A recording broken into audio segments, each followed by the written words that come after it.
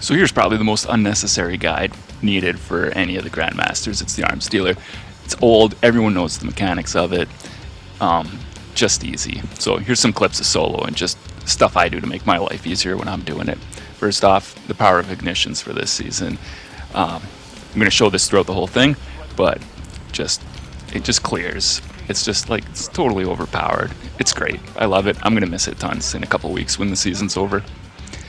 So just reminder, you need Solar Fulmination, Revitalizing Blast. I like Ember of Ashes, Ember of Char, and Ember of Eruption just for the bigger range, just to make it a little bit better for clearing ads. Here's another example of it. So kind of the stronger the enemies are around the champion, the better it does, right? So, I mean, lots of people talking about this one. We all know it exists. Probably one of the best, funnest mods I've had in a season for a long time.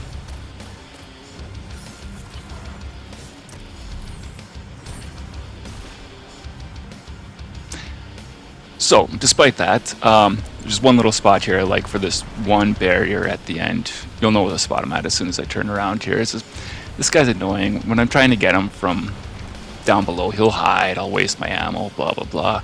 I don't like taking out this Thresher, the ship there. It just feels like a waste of time too. So I just like to come here, peacefully take out the barrier, and then I run and dunk and just skip all the ads, go right to the unstoppable that spawns in the above the ramp there. But from this spot anyways, I just want to show, like, it's just super calm, easy. The champion can't go hide around an obstacle or start over, anything like that.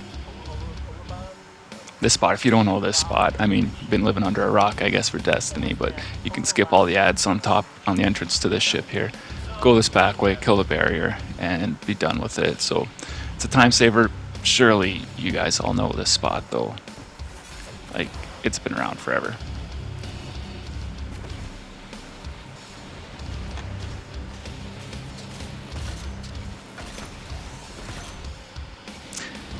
Just another little show off for the power of ignitions.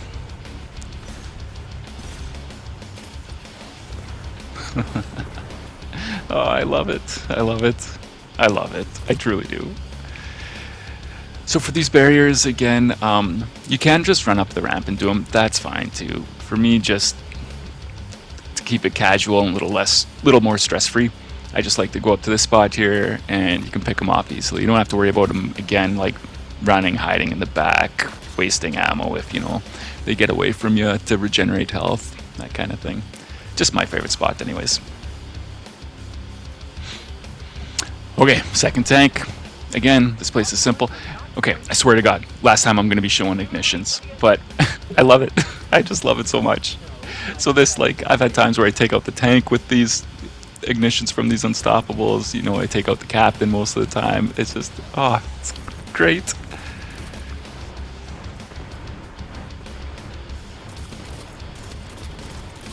Look at, isn't it just beautiful?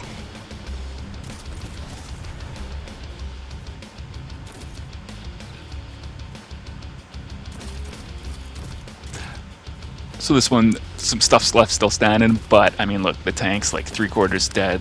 The captain's almost dead. All right, so moving on, almost at the end of the strike here.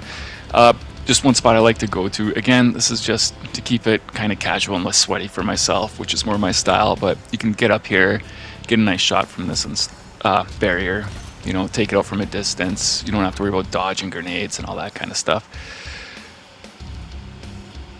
So, if you don't know, again, it's almost everything is like so well known about this one, but if you jump up the chain here, you can get early DPS on the boss if you want it. For me, solo doesn't really fit into my thing. It's really, I'd rather just wait till the elevator gets up and just casually take down the boss to the next thing. It's great for Fire Team of 3 though. You know, you can burn the boss, kill him by the time the elevator reaches the top, even on Grandmaster, just for quick farming of the Grandmaster here. But see, I mean, for me, I'm on console. My aim sucks in general, despite being on console, but I get no benefit from having the boss spawn in early. Like, I miss half my shots, like, all the time. And I'll blame the console for that every single time, but I'm pretty sure if I was on mouse and keyboard, I'd still be missing half my shots.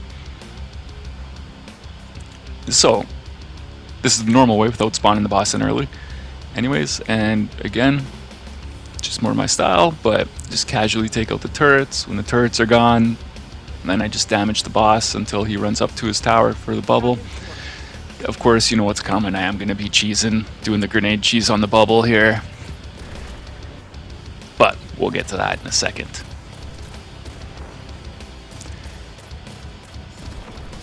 Now, just one little spot. This catches me sometimes off guard, but he can get you from right there. And you can get him too, but it's not worth it. Just a couple times he'll surprise me doing that. But yeah, I just casually burn him down here. I'll get my bait and switch going.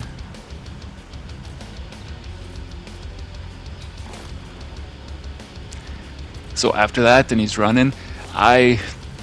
Personally, I do not damage him enough to make his bubble pop as soon as he's get there, because then I'm dealing with 2 waves of ads at one time. So here I let the boss try and hit me from his tower, and I just clear this first wave of ads. Oh my god, I can't speak.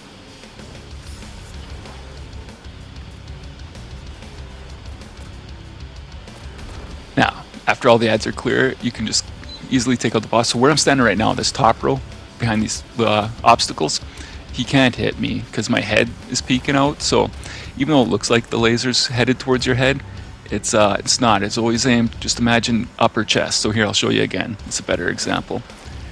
So my head's peeking out and he's aiming at my head, it looks like, but it's actually my chest. So if it's just my head peeking out the top of cover, he's not going to hit you.